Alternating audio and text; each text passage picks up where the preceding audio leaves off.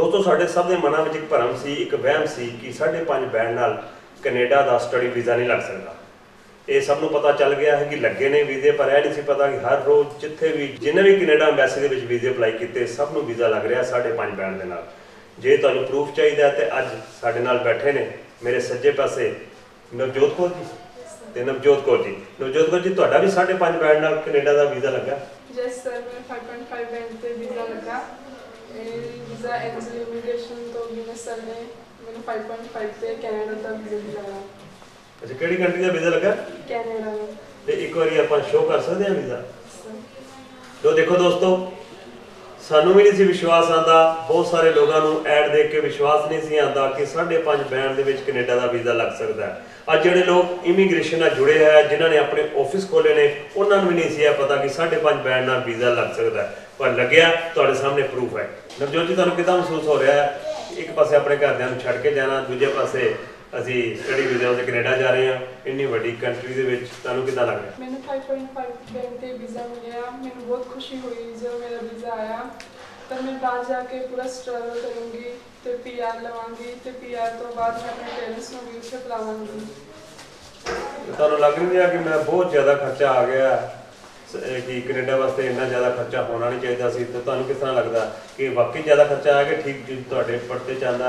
जो भी इन्हां दी फीस सी वो असीं पूरी दित्ती, ते मैनूं नहीं लगता कि खर्चा ज़्यादा आ।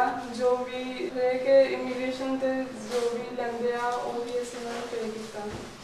दोस्तों, मेरे खब्बे पासे बैठे हैं नवजोत कौर जी के गार्डियन, यानी कि ਜਿਹੜੇ समय ਤੇ ਇਹਨਾਂ ਨੂੰ गाइड करते रहे, तो मैं ਇਹਨਾਂ ਨਾਲ ਗੱਲਬਾਤ ਕਰਾਂਗਾ। ਕੀ ਨਾਮ ਹੈ ਜੀ ਤੁਹਾਡਾ? मनीष शर्मा। मनीष शर्मा जी, मैं ਤੁਹਾਨੂੰ ਪੁੱਛਣਾ ਚਾਹਾਂਗਾ, ਤੁਸੀਂ ਇਹਨਾਂ ਨੂੰ ਗਾਈਡ ਕੀਤਾ, ਤੁਹਾਡੀ ਗਾਈਡੈਂਸ ਦੇ ਨਾਲ ਇਹਨਾਂ ਨੂੰ ਵੀਜ਼ਾ ਅੱਜ ਮਿਲ ਗਿਆ 5.5 ਬੈਂਡ ਦੇ ਵਿੱਚ। ਇਹਦੇ ਬਾਰੇ ਤੁਸੀਂ ਡਿਟੇਲ 'ਚ ਕੀ ਕਹਿਣਾ ਚਾਹੋਗੇ? इस वे इस बच्चे ने 1-2 वारी अगे पेपर दिता सी, 5.5 बैंड बच्चे दे आए। ये काफ़ी नाराज़ सी कि 5.5 तो या काम नहीं बन रहा। मैंने किसी सोर्सिस तो पता लगा सी कि विने हैरी सर जोड़े आ 5.5 बैंड नाल भी बच्चों के नाल डील करते हैं। असी इन्हां को आके मिले, विने हैरी सर तो ऑफिस आके मिले, इन्होंने सानू गाइडेंस दी, तो रब का शुक्र है कि साडा वीज़ा भी लग गया 5.5 बैंड के नाल। मैं बहुत धन्यवादी हाँ, दिलों धन्यवादी हाँ कि विनय सर ने इस बच्ची का नवजोत कौर का जो सुपना कनेडा जाने का की पूरा किया। मैं बहुत बहुत धन्यवाद हाँ स्टाफ का भी, जिन्होंने समय समय से सानू गाइड करते रहे हैं, सही तरीके के नाल जो असीं पुछते रहे हैं सानू उस चीज़ बारे दसते रहे हैं। बाकी है जो भी है, मैं एक दिलों धन्यवादी एक बार फिर धन्यवादी करता हाँ विनय सर का, जिन्हों करके ये साडा सुपना जो पूरा हो सके कनेडा जाने। एक बार फिर मैं तुहानूं पुछना चाहांगा कि जे हुण तुहानूं कोई होर स्टूडेंट मिले, हाँ जी हाँ जी जरूर सर, ते वो स्टूडेंट अगर तुहानूं चाहे कहना चाहे कि मैं स्टडी मैं वीज़ा जरूर बाहर जाना चाहता, और किते जान दी मैं कहूँगा किते जान दी लोड़ नहीं, सीधा विनय हैरी सर नूं मिलो, एंजल इमीग्रेशन जाओ। जिन्ने भी बच्चे अजे 5.5 बैंड दे नाल घूम रहे हैं, अगर वो चाहते हैं कि कनेडा जाके अपना सुपना पूरा करना चाहते हैं, स्टडी का सपना पूरा करना, उत्थे वसना चाहते हैं, परमानेंट होना चाहते हैं, तो विनय हैरी सर नूं जरूर मिलो।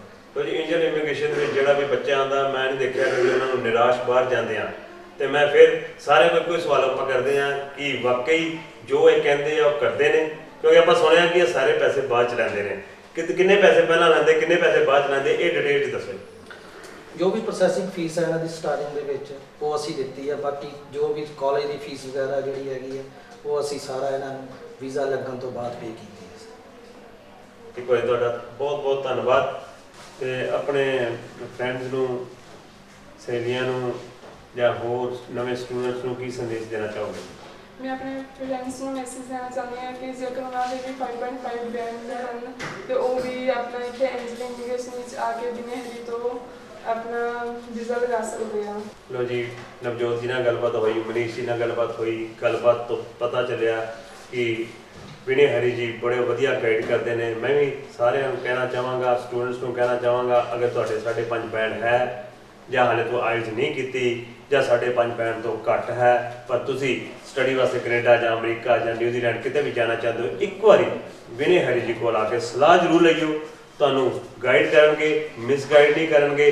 जे विनय हैरी ने एक बार कहता वीज़ा नहीं लग सकता, फिर तुसी कोशिश ना करो, फिर हिंदुस्तान च रह के काम करो, एक बार गाइडेंस जरूर लो।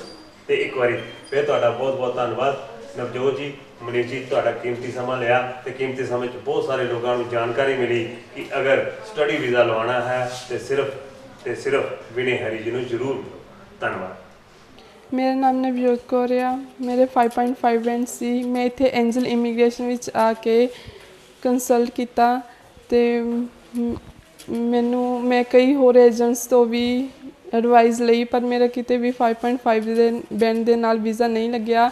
ਮੈਂ ਇੱਥੇ ਐਂਜਲ ਇਮੀਗ੍ਰੇਸ਼ਨ ਵਿੱਚ ਆ ਕੇ ਬਿਨੇ ਹੈਰਿਸ ਸਰ ਨੂੰ ਮਿਲੀ, ਜਿਨ੍ਹਾਂ ਨੇ ਮੈਨੂੰ ਪੂਰੀ ਐਡਵਾਈਸ ਦਿੱਤੀ ਪ੍ਰੋਪਰ ਆਫਰ ਲੈਟਰ ਬਾਰੇ ਐਂਡ ਫਾਈਲ ਬਾਰੇ, ਅਤੇ ਲਾਸਟ ਉਹਨਾਂ ਨੇ ਮੈਨੂੰ 5.5 ਬੈਂਡ 'ਤੇ ਕੈਨੇਡਾ ਦਾ ਵੀਜ਼ਾ ਦਿਵਾਇਆ। ਮੈਂ ਬਿਨੇ Harris sir and Reena ma'am and Aanchal ma'am ਦਾ ਬਹੁਤ ਥੈਂਕਸ ਕਰਦੀ ਹਾਂ, ਜਿਨ੍ਹਾਂ ਨੇ ਮੈਨੂੰ ਪ੍ਰੋਪਰ ਤਰੀਕੇ ਨਾਲ ਗਾਈਡੈਂਸ ਕੀਤਾ।